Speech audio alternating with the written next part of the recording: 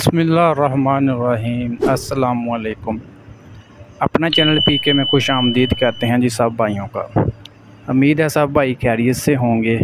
दोस्तों आज की ये वीडियो मिलर ट्रैक्टर पर जो 17% टैक्स वगैरह लगा है उसके बारे में है। कुछ आप दोस्त मुझसे नीचे कमेंट वगैरह में पूछते हैं कि सर ये जिन्होंने पहले डिलीवरी कर ली है तो उन्होंने भी क्या टैक्स वगैरह देना है या इसके अलावा जो फ़र्द है दोस्त पूछते हैं कि ये फ़र्द मतलब किस सूबे की होनी चाहिए, जिस सूबे में आप रह रहे हैं या उसके अलावा दूसरे सूबे की भी हो सकती है। और इसके अलावा जी फ़र्द पुरानी हो तो क्या कहाँ से रेवेन्यू मतलब कहाँ से इसको न्यू करवाएं, ठीक है ना। कम से कम कितने एकड़ की फ़र्द होना लाजमी है। ये तमाम सवालों के जवाब आपको इस वीडियो में आज हम आपको बताएंगे।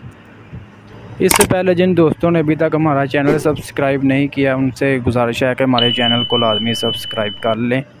अभी आपको बताते हैं जी, सबसे पहले जो सवाल उन्होंने पूछा है कि ये जी फ़र्द किस सूबे की होनी चाहिए, किस ज़िला की होनी चाहिए। देखो भाई, अगर जिस ज़िला में आप रहते हो ना उस ज़िला की फ़र्द नहीं भी है, किसी और ज़िला की है और सूबे की है, लेकिन आपके नाम पर है, ठीक है ना, तो फिर तो आप ट्रैक्टर निकलवा सकते हैं मतलब 12% टैक्स पर, ठीक है ना। तो अगर आपके नाम पर नहीं है तो फिर आपके साथ ये सब्सिडी जो है ये लागू नहीं है।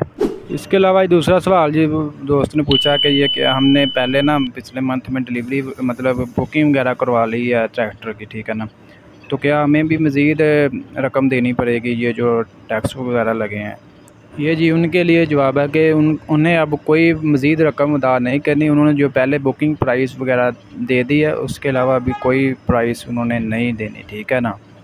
इसके अलावा ये तीसरा सवाल जी उन्होंने पूछा है कुछ दोस्तों ने कि क्या फ़र्द पुरानी भी हो तो अगर पुरानी हो तो भाई कहाँ से उसको न्यू करवाएं, ठीक है ना।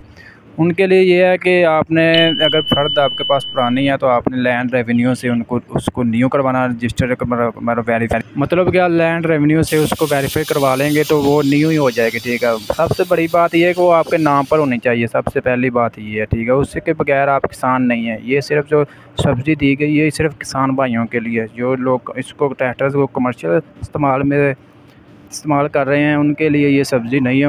उन्हें 17% टैक्स देना पड़ेगा, ठीक है ना। इसके अलावा ये दोस्त भाई ने पूछा था कि क्या हमने जो बुकिंग कराई है फैक्ट्री से तो उन्हें भी ये टैक्स वगैरह देना पड़ेंगे। अगर हम इधर से शोरूम से लेते हैं तो फिर कितने में ट्रैक्टर्स मिलेंगे। उनके लिए भी यही है कि अगर आपने ना आपके पास फ़र्द वगैरह नहीं है तो फिर आप शोरूम से भी ख़रीद सकते हैं, आपको उतने में मिलेगा, ठीक है, जितने में बुकिंग वगैरह होती है, ठीक है ना। और अगर आपके पास फ़र्द है ज़मीन की कम से कम 4 एकड़ तक, ठीक है ना, तो फिर आप बुकिंग करवा सकते हैं फैक्ट्री से बराह रास्त। और बुकिंग डिलीवरी जो है मतलब 1 वीक के अंदर अंदर ही हो रही है, मतलब कि मौके पर ही है डिलीवरी, ठीक है ना। ये जो इसके अलावा 385 या 260 जो है ये मतलब काफ़ी सेल में टाटा, इन पर थोड़ा सा हो सकता है कि 1 से 2 वीक लग जाएँ, मैंने 2 हफ़्ते लग जाएँ, ठीक है। 2 हफ़्ते के अंदर आपकी डिलीवरी हो जाएगी, ठीक है ना। तो बाकी जो ट्रैक्टर हैं उनका तो मौके पर ही यानी कि 1 हफ़्ते के अंदर अंदर आपको डिलीवरी हो जाएगी।